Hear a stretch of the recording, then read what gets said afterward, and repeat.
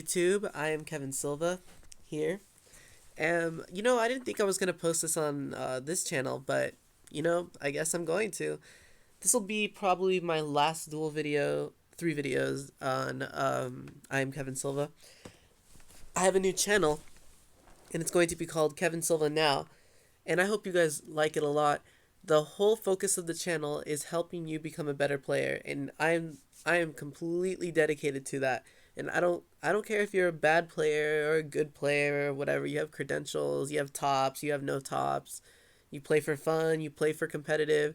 I can help you in any sort of way, and that's really what I enjoy doing in my life.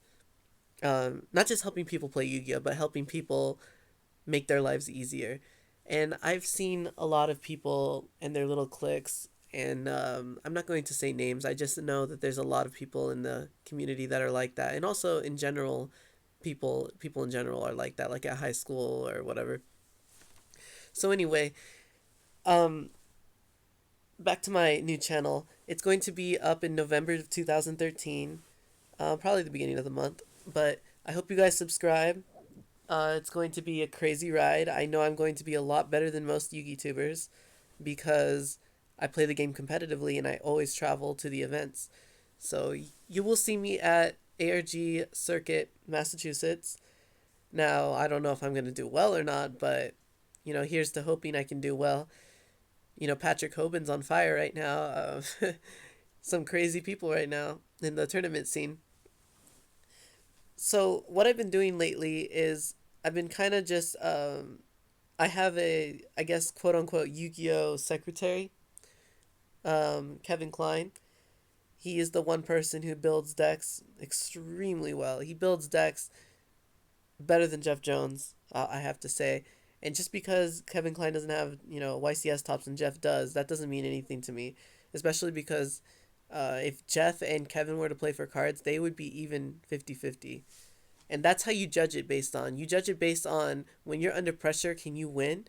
And the only way to judge yourself under pressure besides a tournament is to play for cards or money, or you have to put something up on the line of where it's very serious. Like if I lose, I'm losing something. And that's why, like, when you go to a YCS or an ARG circuit and you're traveling from the other side of the country, you're putting $300 up on the line at least. And so that's what you're playing for. And if you don't perform well, then you lose the money and you have to trade and you have to, do other things to make your money back. So, this is a game I had against Tom Hillin. And, I could just, like, I don't really want to go into the game that much, as you can just see for yourself how it goes. If you have any questions or concerns on you don't know what the cards do or something, I can tell you in a private message. Yeah, I'd be glad to do that.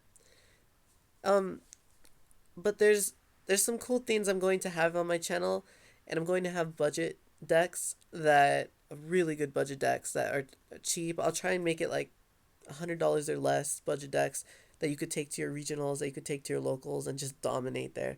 Like, I think Insectors is a good budget deck right now because you don't need crazy exceeds for that deck. I mean, Volcasaurus is like $6. You need that card and maybe like a few other cards, but everything's getting reprinted like crazy. Konami's going crazy. So on what else I'm going to have on my new channel is I'm going to have really cool interviews and I'm going to have ways that I can help people become better. May it be through rulings, and if you guys need help through trading, because I know you guys don't want to get ripped off, and I know there's a lot of Yu-Gi-Oh players out there who pretend to be vendors but they're really not, and they just want to rip you off and get free money, which is it's cool, it's capitalism, this game. But you know when you pretty much lowball, and like you're pretty much stealing their cards, especially when you know the price and they know the price. That's just messed up.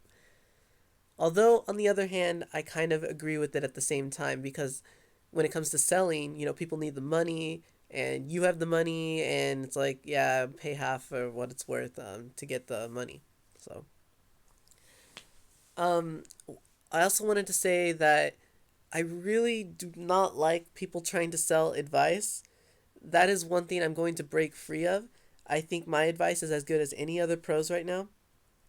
Um, I wouldn't say better. I would say slightly the same, because I've lived through all the times that when the cards are good. And like the reason I don't have the tops right now, the YCS or ARG tops, is because I don't play the meta. I played the meta at YCS San Mateo and I lost in time. So I don't like playing the meta because we go into time because other things happen. I lose because of game losses. I lose because of other things that don't have to do with the game really. Although they, I guess, have to do with the game. Fine, I'll give you that. But you know, we got Tom Hillin here destroying me.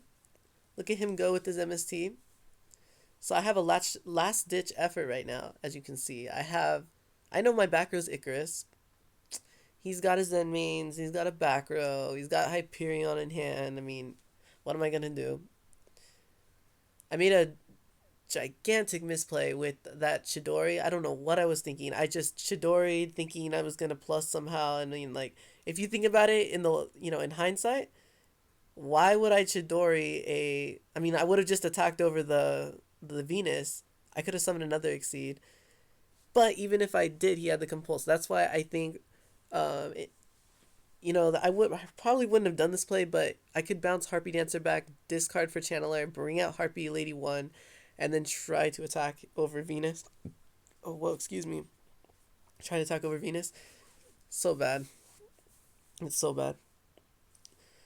Um, yeah, he's pretty much destroying me. I mean, look at all those cards he has in hand. I'm sorry he wasn't using Dragon Rulers. I bet you guys would have liked a Dragon Ruler, but Dragon Ruler is really a good matchup for me. Really, really good matchup for me. I'm rocking that calculator case. I'm rocking that Spellground mat. Rocking that. What else? That Moonlight Cradle deck box. I see like people are trying to look for that still, and it is really really rare. And we got it from Dylan Asia a long time ago, and I don't even think he plays anymore. He doesn't play at all. So now I'm down to 300 life points, as you can see on the screen there. Yeah, get destroyed. I'm not afraid to post up my losses. What? You gonna beat me on camera? I'm gonna post it up. You got me, you got me. That's how it goes. Yeah, I have so many ways to help you guys become better. I'm so excited to. It's gonna be a fun ride. There's gonna be so many things going on, and all of it has to revolve around you getting better at the game at some point. It's either gonna be like you learning how to play, or you learning a certain ruling, or you trading better, or you having this crazy deck idea, and you found it on my YouTube, and all that stuff, and it's gonna be awesome. You're gonna like it. All right, this last part of the game, I have Maxine in my hand in Harpy Dancer. What am I gonna do, right? I'm at 300 life points. Scoop, you got it. You got it. I'm out of here. Peace out, YouTube.